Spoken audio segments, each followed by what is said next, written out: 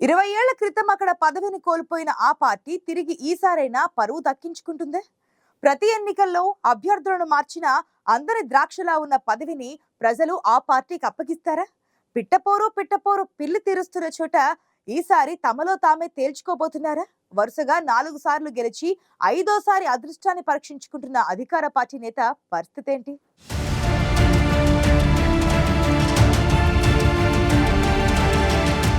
Party మునిగినా పర్లేదు, పంతం ముఖ్యం. అందుకే 20 ఏళ్లుగా అక్కడ సైకిల్ పార్టీకి పంక్చర్లు పడుతూనే ఉన్నాయి.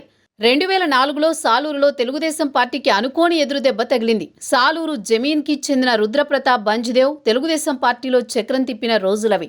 అప్పటికే 2 సార్లు గెలిచిన బంజ్దేవ్ 2004లో కూడా ఎమ్మెల్యేగా గెలిచారు. కానీ కాంగ్రెస్ పార్టీ నుంచి అప్పుడే రాజకీయ అరంగేట్రం చేసిన పీడిక రాజన్న దొర బంజ్దేవ్పై కుల వివాదం కేసు పెట్టారు.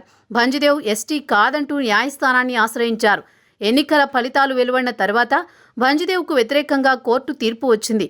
ఆయన ఎన్నిక చెల్లదని తీర్పు రావడంతో సమీప ప్రత్యర్థిగా ఉన్న కాంగ్రెస్ పార్టీ అభ్యర్థి రాజన్న దొరకు ఎమ్మెల్యే పదవి దక్కింది.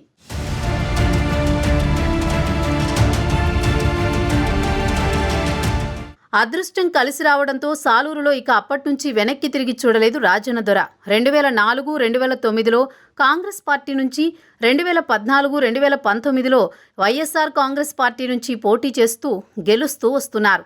మరోపక్క పోయిన పరువు దక్కించుకునే ప్రయత్నంలో తెలుగుదేశం పార్టీ నుంచి బంజ్దేవ్, పార్టీ మహిళా నేత గుమ్మడి సంధ్యారాణి రాజన్న దొరతో పోటీ పడుతూనే ఉన్నా ఫలితంలో మార్పు రావడం లేదు. గిరిజన నాయకురాలిగా ఉన్న గుమ్మడి సంధ్యారాణి జమీందారీ కుటుంబానికి చెందిన బంజ్దేవ్ మధ్య సఖ్యత లేకపోవడమే రాజన్న దొర విజయానికి పూలబాటగా మారిందని సాలూరు రాజకీయాలపై అవగాహన ఉన్న ప్రతి ఒక్కరికి అర్థమైపోతుంది.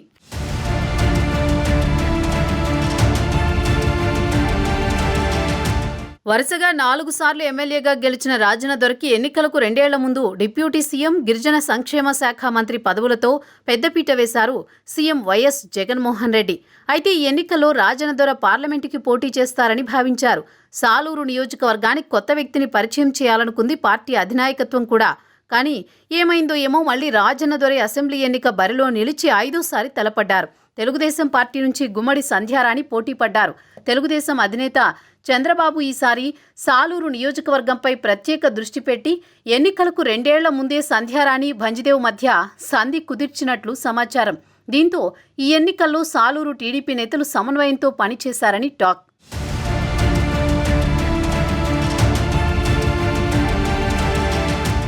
తెలుగుదేశం పార్టీ నేతల మధ్య సఖ్యతతో పాటు జనసేన, బీజేపీ తోడవడంతో సాలూరులో ఈసారి ఫలితాలు మారతాయని అంతా భావిస్తున్నారట. మరి ముఖ్యంగా 2 సార్లు ఓడిపోయిన సంధ్యారాణి ఈసారి ఒక్క ఛాన్స్ నినాదంతో ప్రజల్లోకి వెళ్లారు. అంతకన్నా ముఖ్యమైన విషయం ఏంటంటే రాజన్న దొర, సంధ్యారాణి ఇద్దరికీ సాలూరు నియోజకవర్గంలో మక్కువ మండలమే కీలకం.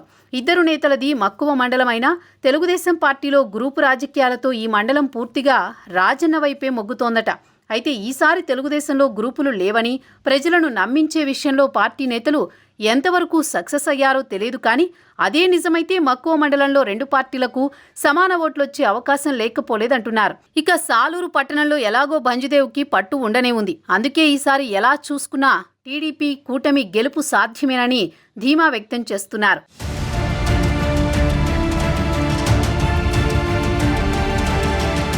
మరోపక్క రాజన్న దొర కూడా అంతకన్నా ఆత్మవిశ్వాసం ప్రదర్శిస్తున్నారట.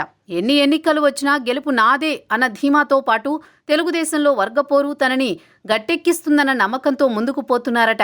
మరి ఈ ఎన్నికలు ఎవరి నమ్మకాన్ని నిలబెట్టనున్నాయో చూడాలి. కలిసి పనిచేశామంటున్న టీడీపీ నేతలు పరువు దక్కించుకుంటారో లేదంటే రాజన్న దొర నమ్మకమే నిలబడుతుందో 4 రోజుల్లో తేటతెల్లం కానుంది.